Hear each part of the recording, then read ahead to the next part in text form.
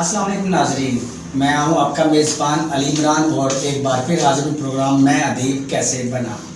जी नाजरीन, आज मेरे साथ जो शख्सियत मौजूद हैं उनसे आज हमने ये तो ज़रूर पूछना है कि वो अदीब कैसे बने, साथ हमने उनसे ये भी सवाल करना है कि वो डॉक्टर कैसे बने।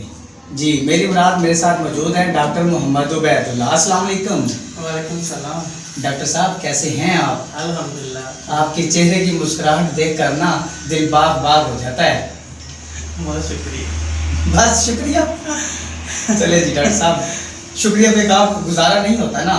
हम आपसे सुनना चाहते हैं कि आप अदीब कैसे बने, आपने कहानीकार बनने का शौक़ कैसे अपने अंदर पाला, कहानी लिखने का शौक़ क्यों पैदा हुआ, साथ साथ आपने ये भी बताना है कि आप डॉक्टर क्यों बने। हम कहानियाँ पढ़ते थे रोज़नामा एक्सप्रेस के सफ़ा किरने पे, शुरू से ही बचपन से ही वो पढ़ते पढ़ते बस 9वीं क्लास में था जब पहली कहानी लिखी। वो शायद तो नहीं हुई लेकिन लेटर शायद हुआ और उसकी बहुत खुशी हुई। उसके बाद काफ़ी सालों बाद कहानी लिखी, वो हाफिज़ हमज़ा शहजाद से चेक करवाई, उन्होंने कुछ एडिटिंग की और भेज दी शाये होने के लिए। उसने 2 पोजीशन भी हासिल की और रोज़नामा एक्सप्रेस में शाये हुई, काफ़ी जगह पे शाये भी हुई। उसके बाद फिर लिखने का सिलसिला शुरू हो गया। वो तो लिखने का सिलसिला शुरू हो गया। आप ये बताएं, आपने कोई किताब क्यों नहीं शाये करवाई अपनी कहानियों की? बस कहानियाँ अभी थोड़ी शाये हुई हैं, 15-20 तकरीबन। फिर तो उस पर किताब बन सकती है।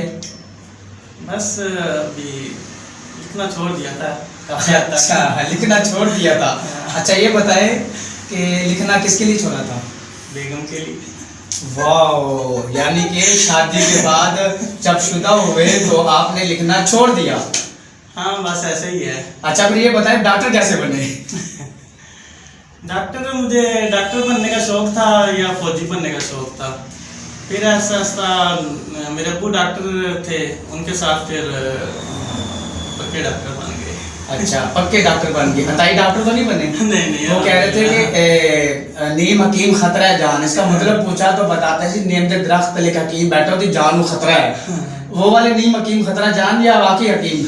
नहीं, डॉक्टर है अल्हम्दुलिल्लाह।